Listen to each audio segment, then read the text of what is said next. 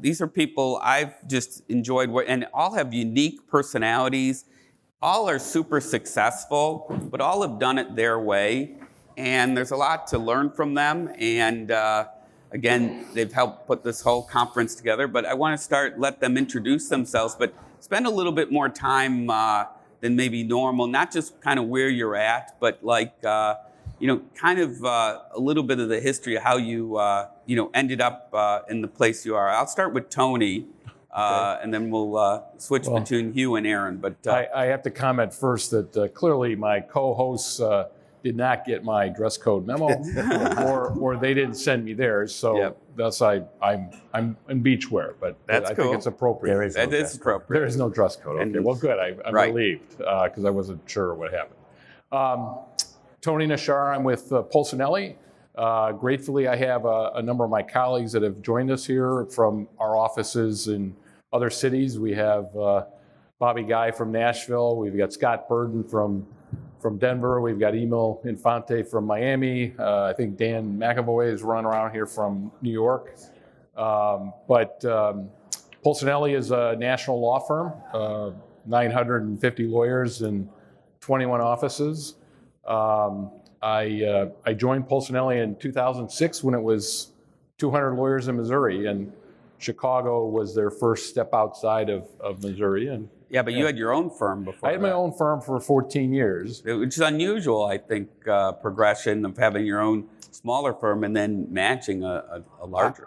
Polsinelli was a different animal at that time. I mean, I love it today, but it was a different animal, and it was something I actually needed because I had grown my firm to 6 lawyers, and honestly, I didn't have enough. And I had clients who were growing beyond my capabilities, and it would cause me to have to hire somebody, which is always expensive. And as you need better lawyers, they cost more, and it would impact me. So it intersected, Polsinelli and my needs intersected at the right time, and it's a testament to it's better to be lucky than good. But I also want to.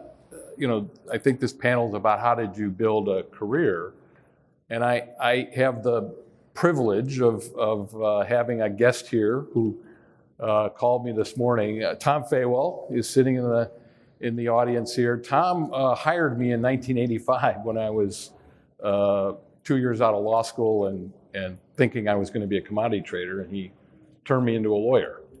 And I want to credit Tom with, honestly, a lot of the success I've had is be yourself and do the best job you can. And if you don't have the capability of doing something, you know you're short on this knowledge or that experience, admit it, and then go get the help. Tell the client, I don't have this labor and employment specific expertise you need, but I'll get it for you. And so Tom told me, just get the thing done. And if it's not you, get the right person. Now, that flows into why Polsinelli has worked. It's now a different firm, but we have all these capabilities. We have the reach nationally, and I can get anything done. And I'm capable of certain things, I'll admit, but I'm more capable of getting the right person on the job. And acknowledging that's not my expertise, but Don's got it, or Emil's got it, or we'll come back to that more.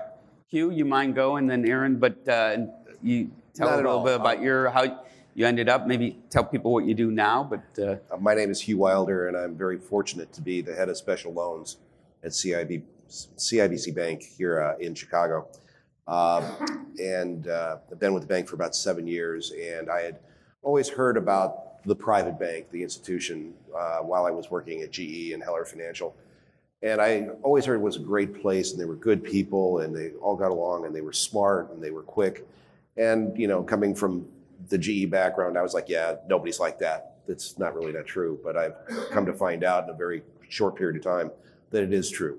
We have a very, very good organization and very strong relationships with a number of our customers, which at times makes my job a little bit complicated as a workout person to come in and analyze the situation and sometimes the philosophy of first loss, best loss is the best way to go.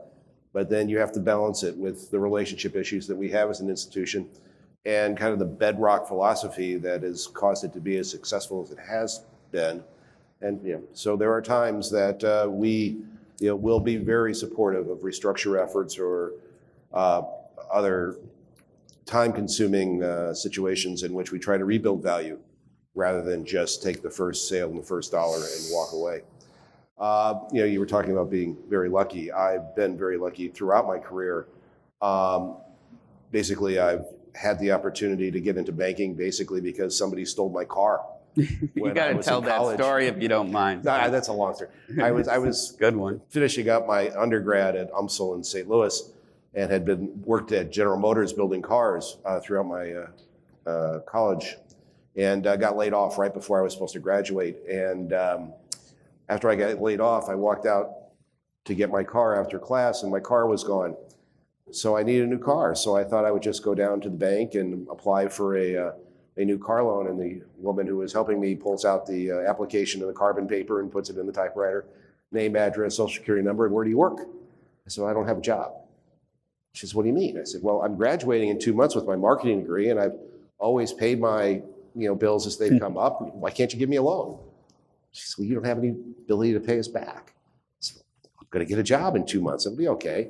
She said, you graduate with your marketing degree? That's what you're going to graduate with? I said, yes. She said, our marketing officer just quit. Would you like to interview for the job? And that's how I got my start in banking. And then, I was with Heller's Media Business Division. And the decision was made to exit the media business because the multiples were just getting out of control. So they moved the portfolio into the workout group, but the individual who was running the group at the time, Mike Goldsmith, came to me and said that he didn't want me to handle the media loans. He wanted me to handle other transactions throughout the bank. And I took full advantage of that, in that I've been able to hire the best people in the industry, be it investment bankers, be it attorneys or other consultants, to help us try to find the right answers on the challenges that we face in our portfolio. So overall, and I continue to say, although Bruce Denby would argue with me, that the special loans group is the best place in the bank to work. We have very interesting situations we get involved in. We have a lot of flexibility. And I try to sell that to some of the junior folks within the organization. And sometimes I'm successful and sometimes I'm not. But that's fine. I think it's just our ability as senior managers within the company that we have junior folks who are developing to just make sure they take advantage of the programs that the company offers when it comes to development and networking, because I was not a very good networker for a number of years, but I found the value of that mostly from seeing Tom do it. And just make sure you're focused on trying to find a good niche and place for them to add value to the institution. So, excellent, Hugh. Aaron, you want to tell us about your career and go ahead. Well, I'm Aaron Hammer. I chair the Bankruptcy Reorganization and Creditors' Rights Practice Group at HMB Legal Counsel in Chicago. I've also developed some outside business interests that keep my entrepreneurial spirit alive.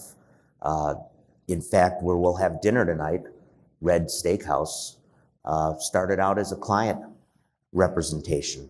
Chef Peter Vote was in the midst of a restaurant group that grew too fast, and there was too much ego involved, and the guys blew it up. And Chef came down in 2007 from Ohio and opened Red South Beach in 2008. I was just a loyal customer. I was there all the time. That's where we'd throw our private parties, and we loved Red. It was right down the street from my apartment here in Miami Beach. And in 2018, in August, Peter said, shit is really hitting the fan. Can you help me? And the net was within about 3 months, we had pulled Red South Beach out of the Red Restaurant Group sort of family. We deleveraged the entire company without a bankruptcy proceeding. And we turned the restaurant around pretty quickly, and TMA awarded us the Small Business Turnaround of the Year for our efforts there. And then COVID happened, and then there's a whole story which I won't go into now. But 25 years in the business, I was drafted. I was a transfer student in Northwestern Law School. Bankruptcy was only one of the only classes that was available because I was a late registrant. I enjoyed it. Only class I ever got a B+ in law school, by the way. Took the advanced bankruptcy class, which was taught by Bob Stoll, then the chair of the restructuring practice at Mayer Brown, and was recruited to come to Mayer Brown, wanted to be an M&A lawyer. And I quickly learned that my offer was to be in the bankruptcy group, and that if I wanted to start at Mayer Brown, that's where it was going to be. So I leaned in. That was one of the first moments in my life where I really learned to lean in. And I think that's sort of been a hallmark in my personal and professional lives across the board.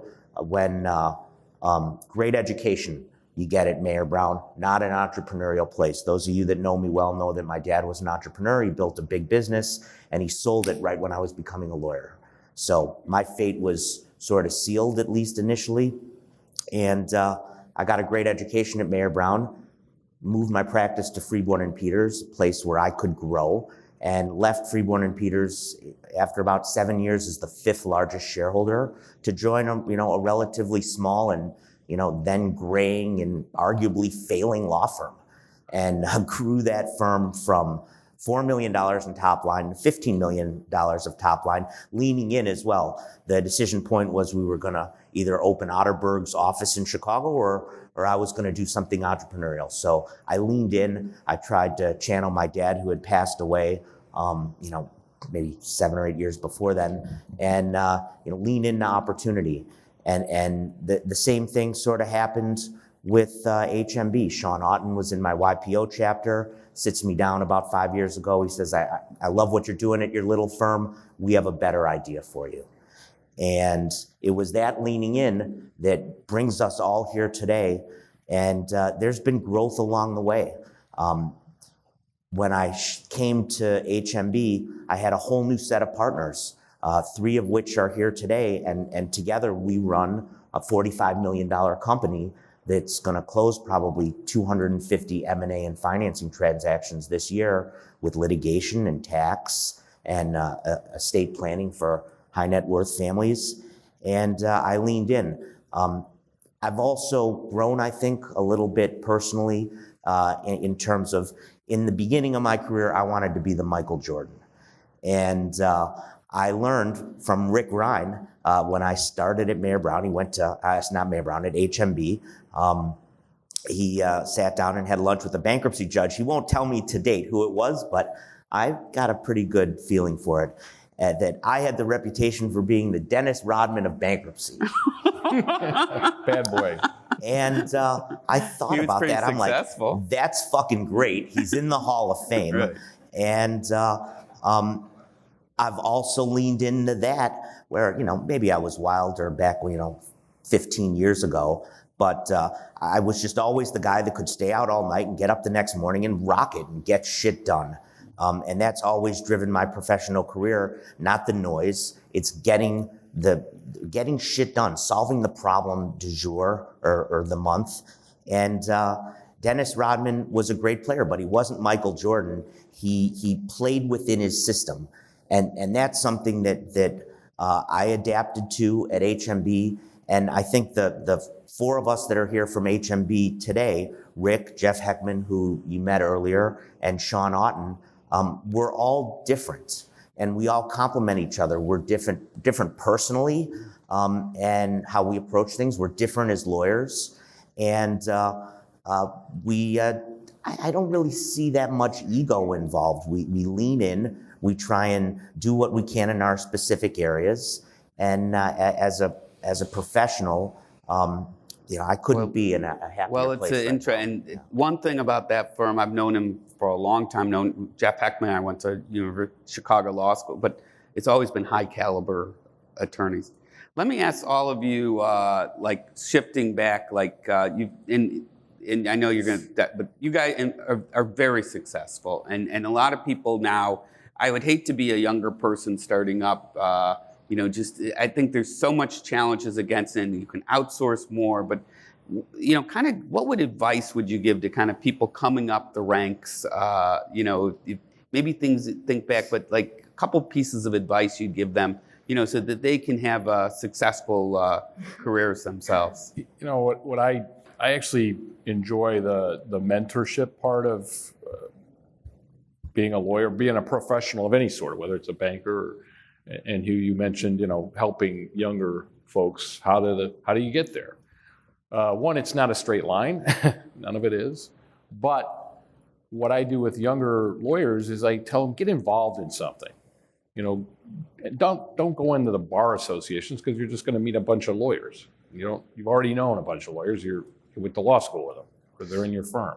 But if you like saving pets, go work at the shelter, or volunteer to run a program for them, a fundraising program. Or if you're into healthcare, go volunteer to be on the associate's board of Shirley Ryan Ability Lab, or save the trees, or whatever it is. But have passion about it and participate, and then you'll meet people.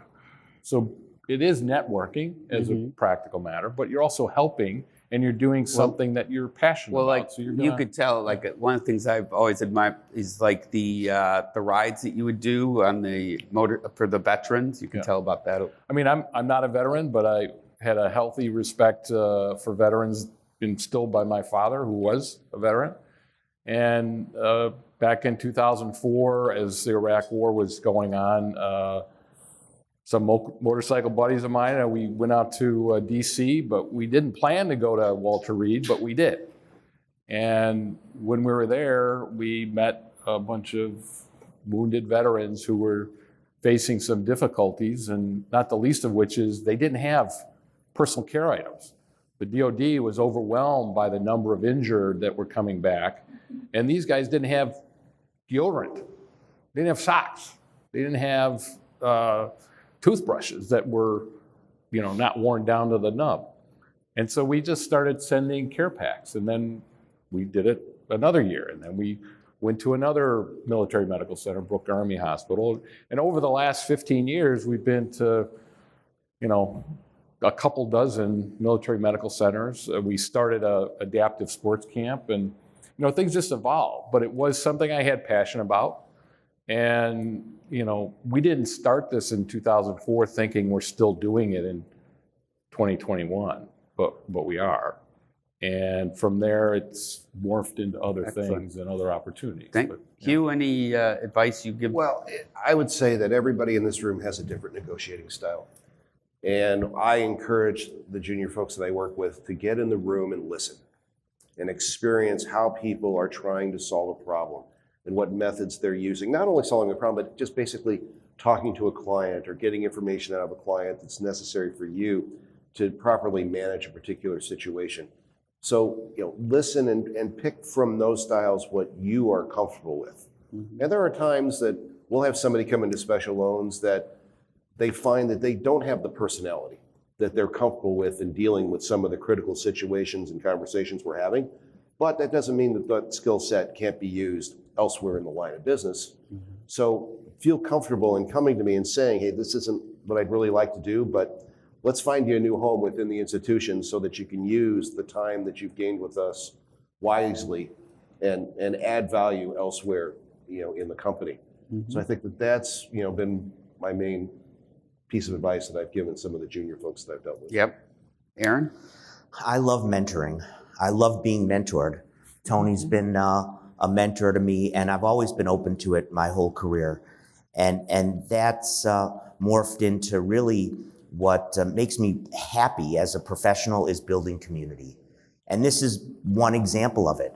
Tom, Tony, and I said, let's bring everyone down to Miami Beach and have our own program. In December. Yeah. And community building and being part of a community is what creates your professional identity. And the one thing that I tell young people when I talk about, I put a big gaudy number for my collections as a lawyer over the last, 15 years since I've really been an operational partner. And I say, how did I get to that number? And I circle it and I start to branch it out. And I'm like, I got a lot of networks. I'm a part of a lot of really cool things. I'm an equity partner at HMB. I'm a member of YPO Chicagoland. I'm a University of Michigan proud Wolverine alumni. I'm a Northwestern alumni. I taught at Northwestern University School of Law. I have a network of lawyers and students that I've mentored and that have come work for me. I think in the last 15 years of the junior people that came in through my internship program, we'll pay you $20 an hour. We'll see how it works out. About 6 or 7 of those people are successful partners in our industry right now that are making a difference. And that's a really cool thing, really empowering. You know, listening to all you, and something I've been thinking about a lot during, especially I think it's separated a lot during the pandemic. And I think what I've seen over time is that those that are successful, it doesn't have to do with the great skills or that, it's the ones that like consistently try. And so I think that's good, that in the long haul is the secret of success. It's like you can wake up with your day one of 2 ways, and you can wake up and be like resentful that you have to work and how little can I work and what can I get away with. And I think a lot of people, the office was good for them because it was supervision and stuff. And when they got home, they just, you know, they have trouble, they get distracted easy, and there's more distractions than ever. But the people in the long run that are successful, and it doesn't matter, you know, how great their education was or anything, it's the ones that just keep going at it and try, and like they wake up and say, you know, how can I make the most of my day? And that's really needed now in these pandemic times where a lot of us were working on our own. You had to have self-motivation. So I think that you know, stands now more than ever. Yeah, I mean, the work environment is going to change, and as a firm, we're wrestling with how do we get people back, and you know, we're doing silly things like, hey, lunch on Thursday, everybody gets a free lunch, or we have cocktails 4:30 on a Tuesday. So it is bringing people back, but also you got to force them sometimes with, you know, there's a mandatory practice group meeting in labor and employment, and y'all got to be here. And so then you can do different things. But gratefully, we've got motivated lawyers, and they're working as hard as ever. And so there is I think there's a bit of a, I don't know, balance about, well, they're working so well at home. Yes. If we got them back, we're taking another hour or 2 hours out of their day with Right. their commute. So do we really want them all back? Or, Yep. But you have to. You have Yep. to. That mentoring really only happens one-on-one. It happens when you grab a colleague, an associate, and say, hey, let's go to lunch. Or I've got a banker I'm meeting for lunch, you come with me. Yep. And that's, you know, have them observe how you engage. And so, Yep. you know, there has to be some personal contact. Hugh, can you talk just like, you know, how do you like to be, you know, you're in a position at CIBC and you need to make the best interest for the bank and then you have a lot of people that want to, you know, get to know you, and you've been, I think, really good about really cultivating a wide network of professionals that can help you in different ways. But, you know, can you give it like someone that's, you know, trying to, you know, become a resource, or, you know, any advice for going about that? You know, it's been tough lately because our portfolio is performing extremely well. And there are a number of folks who are offering their services, you know, distressed debt people who we haven't become involved with previously who are looking for an avenue or an opportunity to talk. And I probably get 3 or 4 emails a day from somebody asking, you know, are you going to do a note sale? Are you going to do this? Are you going to do that? As far as, you know, a more immediate exit from an account in a portfolio rather than just going through a regular sale process.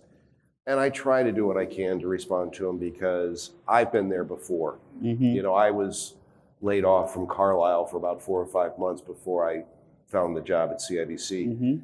And, you know, I found it as I went to my network, the people that I thought were going to help me out the most helped me out the least. And the people who I didn't think would help me out at all, who were the biggest supporters. And so I kind of try to make those contacts and just give people the audience and get to know them, because you never know. Someone may have a niche in an industry that, you know, you have a one-off deal in, and they're the best people in the whole world to take a look at it. So, you know, keep that, you know, I hate to say Rolodex, but you got to keep that Rolodex going. Well, they say dig your well before you're thirsty. Yeah. Thank you guys. Thank you for all they've done, Aaron and Tony, to make this conference, a reality. And this is a fun part with their panels. I hope. Also, I want to hear feedback on this kind of boom, boom, boom 30. I'm trying to keep it lively for everybody. The room's still pretty full. Yeah, it's and those at home, we want you to come back. But thank you guys. This couldn't happen without you. Thank you. Thank you, Hugh. What a great honor.